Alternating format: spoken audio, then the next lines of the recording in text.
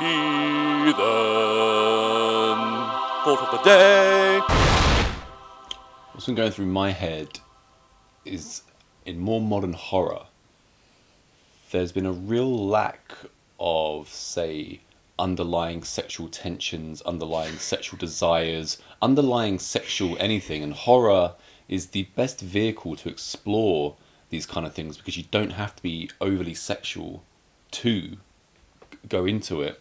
And I was wondering, what the hell is that? Is it something to do with, the more middle of the road kind of people that are producing things now, which is all very tame?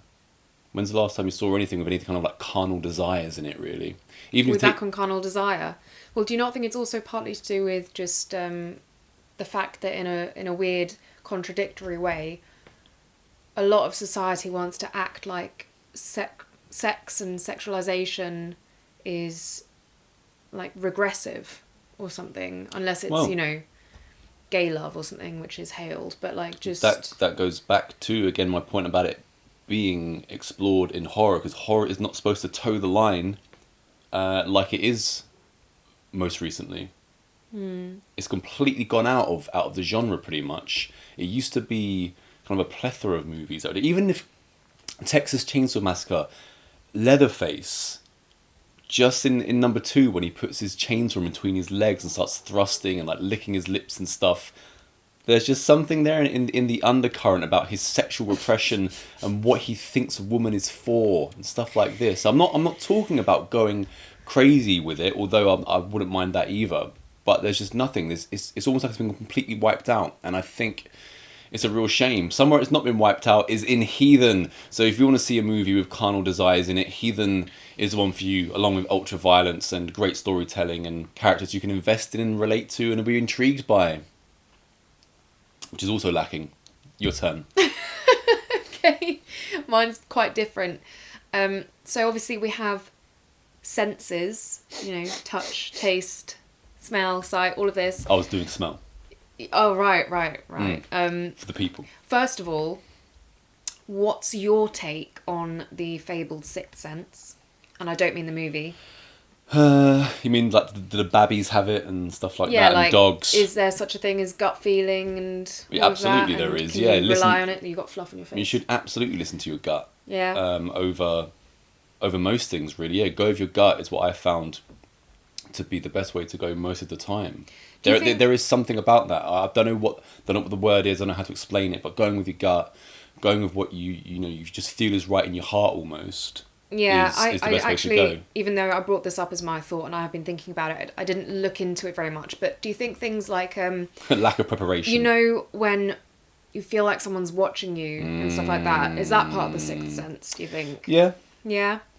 And then I had another 2 quick questions. One, Why, some invisible perv been watching you? if you were in a zombie apocalypse and you could only rely on one sense, what would it be?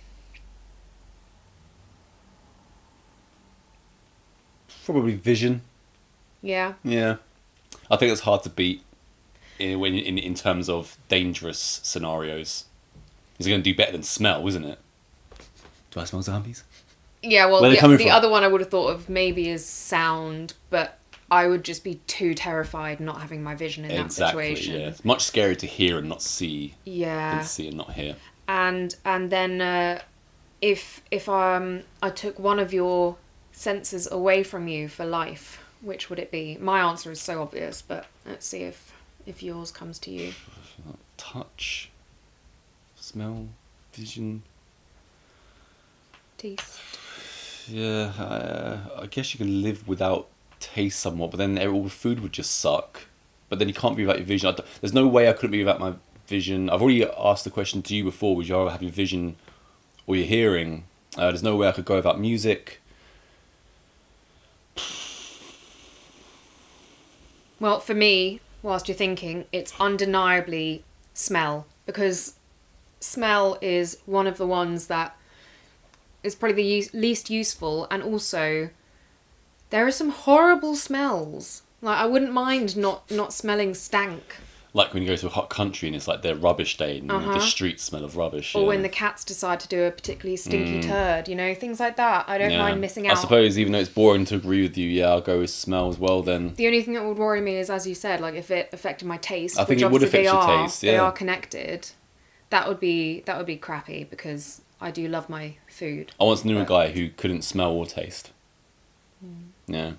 He loved ham and cheese sandwiches. So maybe people who can't taste or smell, there's something in ham and cheese. I guess you still have texture. He was also, his name was Paul, and he was a very simple person. We called him Simple. Well, there you go. I came up with that. Those are our thoughts. Yeah. Yeah. See you tomorrow. Bring back sex.